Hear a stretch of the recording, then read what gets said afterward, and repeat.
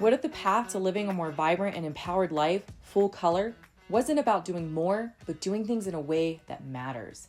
Welcome to the Full Color Wellness Podcast with Kat and Dr. Cynthia, where conversations are real and unfiltered. Together, we drop perfection and buzzwords, get curious about ancient ways and modern trends, and explore a version of health that isn't one size fits all, but personal and beautifully human. Are you ready to say yes? Let's dive in.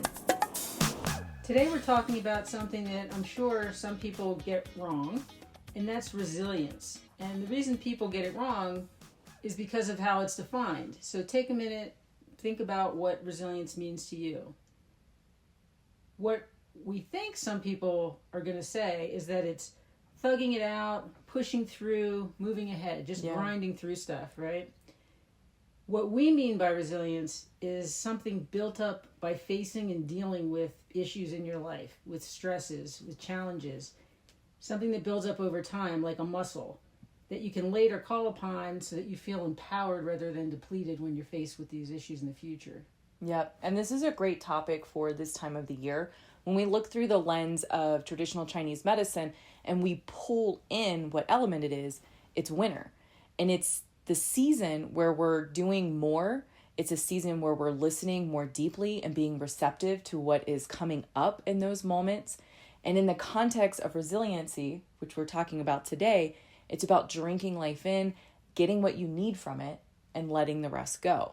Kind of like running rivers, that's water, which is what the element is. And when a river kind of runs through the towns, what do? They take what they need from it and they let the rest of it flow through. So really good topics for this time of the year. It's an interesting time of year to talk about it as well, because if you think about in January, what do? We all of a sudden we want to fix everything that we thought's wrong. Resolutions, right? I'm going to change this. I want a new lifestyle. I want to lose weight. I want to do whatever. And that's the exact time when nature is telling us to rest, slow down, take a beat. So it's kind of a mismatch there. Yeah, we're trying to help everyone get ahead of it and also remind ourselves to not dive too deeply into what am I going to do tomorrow, but take today to rest and relax. When we think about kind of what we have going into the holiday season, some of us are already feeling exhausted, unmotivated. We just kind of feel done because there's this mismatch between what society teaches us to do and what nature actually wants us to be doing. Just understand that that's your biology telling you, slow down. You should be building your storehouse of energy, not blowing through it with these crazy expectations. Yeah, the holidays feel like a sprint. Yeah. I think it leaves us all feeling a little worn out. I think one of the things that's important that I want to stress is that you don't build resilience by pushing. I said this a little bit in the opener, but you don't build it by pushing. You build it by listening, focusing on things, dealing with them, and processing them out and letting them go, like you said. So I think you can't ignore it. You can't just thug it out and push through. Yeah, exactly. So this probably is coming up for you. Oh, now I have to make a change. Now I have to do more. Now I have to change how I'm approaching life. We want to remind you, whenever you're thinking about these changes or these shifts, it's really helpful to start with your why before you dive into what you want to change. So we want to explore kind of what resilience is and how you can define that why. One of the concepts that I think is really important about resilience is the brain's ability to change and adapt in response to experiences. So we call this neuroplasticity. And it happens across your lifespan. So the brain, based on experiences, and everybody has unique experiences, based on your experiences, the brain can reorganize and strengthen or weaken certain neural pathways. Ooh. So yeah, pretty exciting.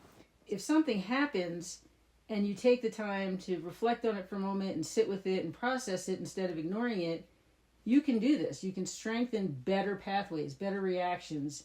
If you don't, you might be reinforcing negative pathways and negative reactions. And these new pathways that you create are now available to you in the future. So the next time you're faced with a stress, you have a new pathway that helps you cope better. It's just improving your system. Yeah, I love that idea of resilience and kind of understanding the science behind what it actually is. And you kind of are demonstrating it's the opposite of thugging it out and kind of depleting your storehouse of energy. It's more about doing things in a way that matters and doing it slowly. Yeah, I think a simple example is a recipe.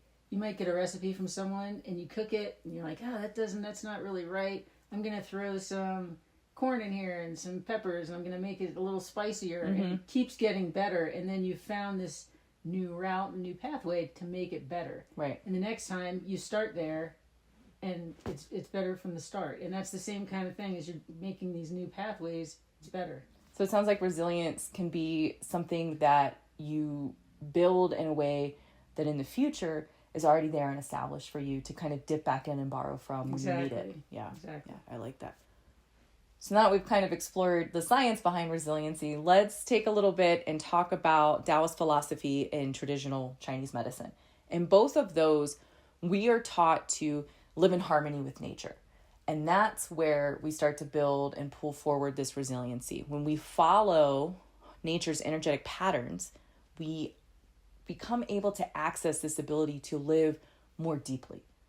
And this time of the year, we want to be looking to this earth-based wisdom to understand what these characteristics of winter are so that we can align how we're moving, how we're thinking, how our energy is flowing. Now, we try not to just talk this out to people and say, hey, do this. We've actually done this. So we're recording at 8,000 feet above elevation. 8,500 feet. Oh, excuse me. Accuracy matters. It's in November. And we did it so that we could really dive into winter and look around and observe just what is going on with this element of water. And what we're finding is the energy kind of has this like downward motion. There's this beautiful snow on the pine trees today, and it was warmer yesterday, so it was melting the snow, and the snow was sort of dripping down and falling. It was beautiful. And we realize our energy is also kind of winding down.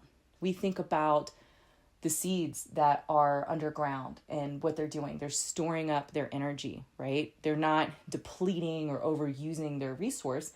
We want to be doing the same thing. The seed is harvesting what it can from the earth. It's bringing in warmth, water, and protection. So we want to be inward in that same way. We want to be thinking about what can we harvest from this year so far to build up our own future potential. In addition, what are the animals doing right now?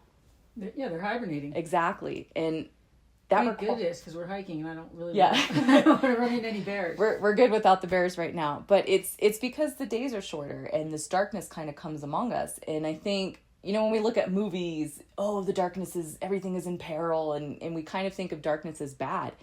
But what if instead it serves as a reminder for ourselves to get quiet and to start listening, right? This inactivity is not laziness. I say this all the time. It's medicine. And it is active. We are actively turning inwards. We're getting quiet on purpose. And we're listening and reflecting honestly, which is very, very hard, right? That's a lot of work to reflect honestly. But we do it so that we can find kind of this connection back to our inner truth, and treat this whole process as kind of this deep preparation and storage of our own potential. It's really important that I want to pause for a second on that, being honest with yourself. Get real with yourself. You're not benefiting anyone by BSing yourself and not really looking at things or not thinking about things honestly. It's in your own head. It's your own thoughts. Get real with yourself. It's super important. We're all imperfect. It's okay to accept that this time of the year. When we turn inward, we are going to feel what's real, but we're also going to feel what we need. We're going to feel what's possible in our future. And this is the foundation of any sustainable health shift that you might be considering. So it's valuable work for sure.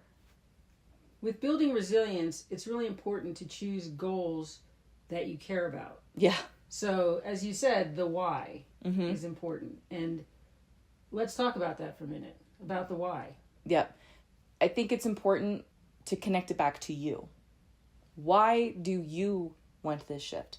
Not the internet told me so, not my auntie tells me I should be healthier. You have to dig down and figure out, why do you want the shift? Why do you want it now? And here's a really cool supercharged part. Why does it matter to the future version of who you're trying to be? That's a cool twist on that. Right? Like that. Exactly. Yeah. We forget about talking to our future self. They're the ones that have done all the work. And we forget that our wants, needs, desires, our biology are shaped by our own unique experiences. Yeah. No two people are alike. No two people have the same experiences. So when you're focusing on this, as Kat said, don't look outward to what other people are telling you or what you see or what you think the cool fad is. Look inward and trust yourself.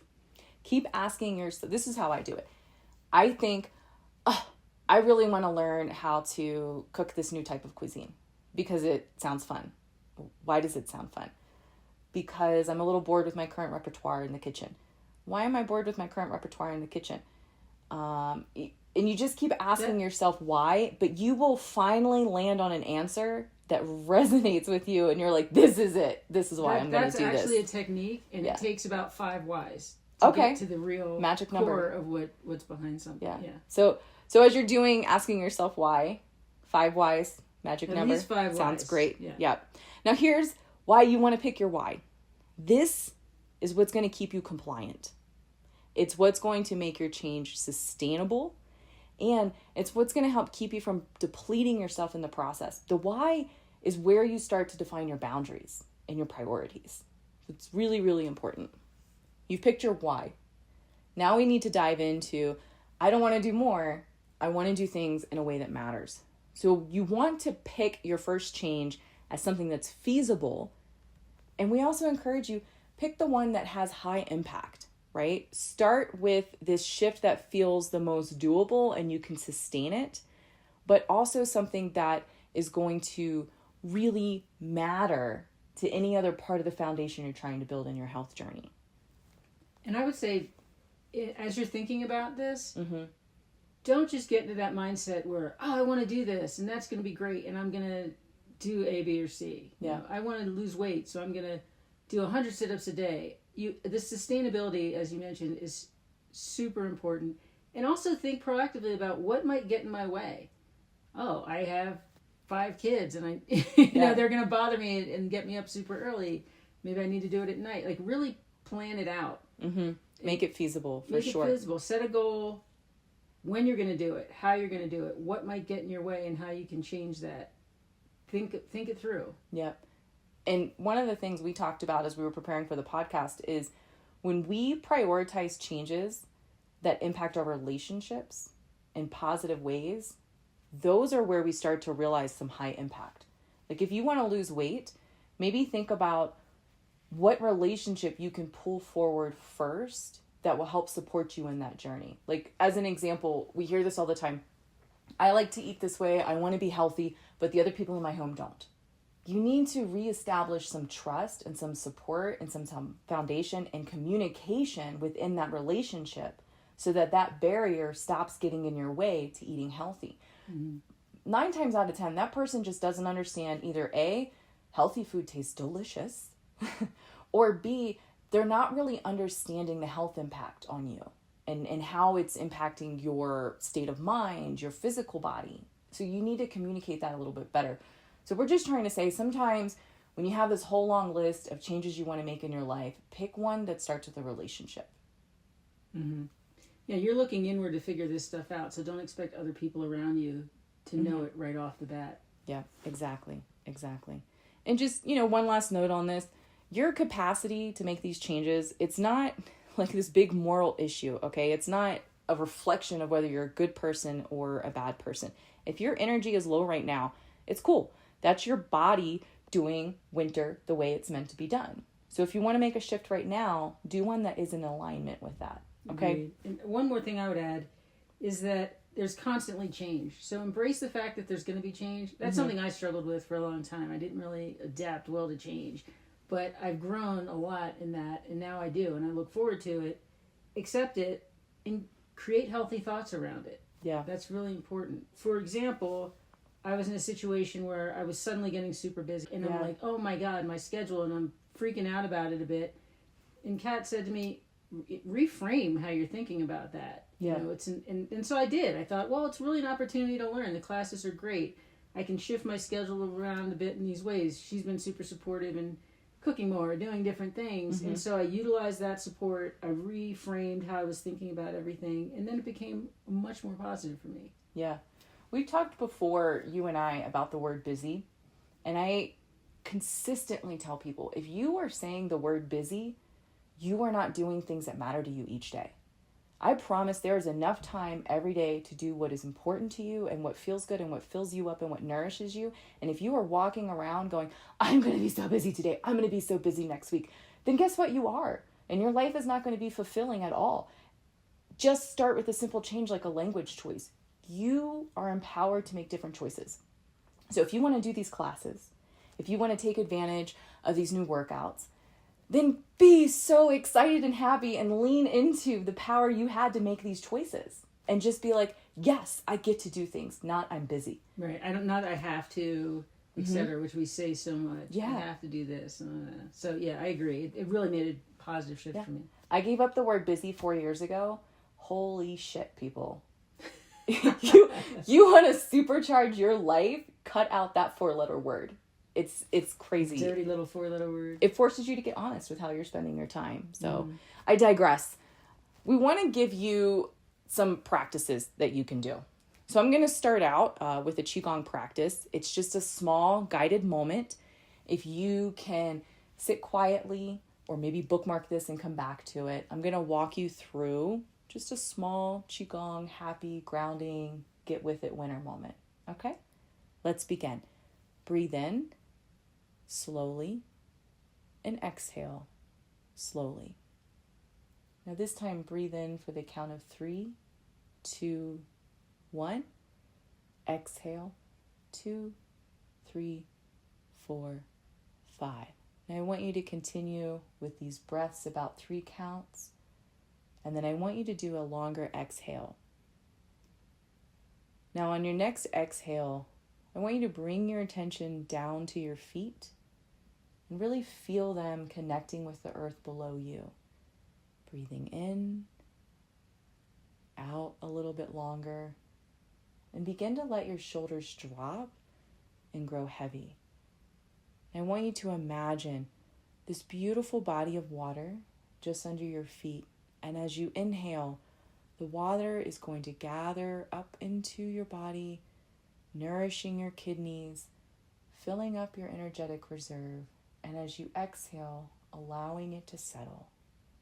Let's do that visualization one more time. Inhaling the energy up, shoulders drop, exhale, absorbing it.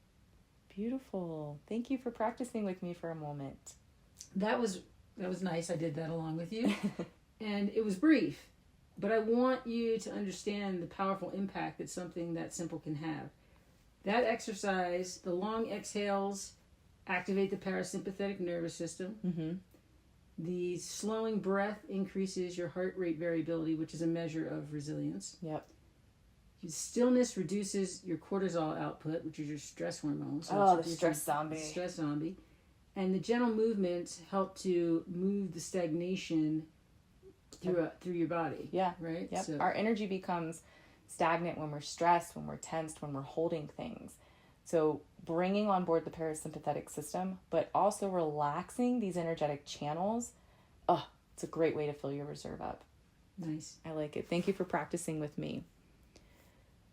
So as we kind of summarize our full color takeaways from the episode today, I just want to remind you, winter is for gathering, not grinding, okay? And your resilience, it's going to come from rest. Remember, it's medicine, not laziness. And we want to avoid kind of overreaching and depleting these resources out. And we want to start with what feels truthful and feasible. Yep. You want to define your why before your what. Yeah, absolutely. And choose shifts that build up that reserve instead of draining it. You know, we talk about filling your cup up. That's what you want to focus on right now. And remember, you don't need more, okay? You just need what matters. Yeah. Thank you so much for joining today. If you'd like to dive deeper, please check the podcast notes. We've left you a link to a Building Resilience handout that we found from the University of Nebraska because, trust us, that state completely understands the power of winter. And we want to keep exploring this path together. Drop a comment, share like that one thing you're going to do to get quiet and reflect honestly, because you sharing is very likely to help someone else. We're only 2 brains. We want you to come in and join the party. And before you leave, please share the wealth of health by liking and subscribing to our channel. And remember, this is your journey. It's all about taking these small, meaningful steps towards a healthier, happier you. Full color. Until next time, say yes to your well-being and take care.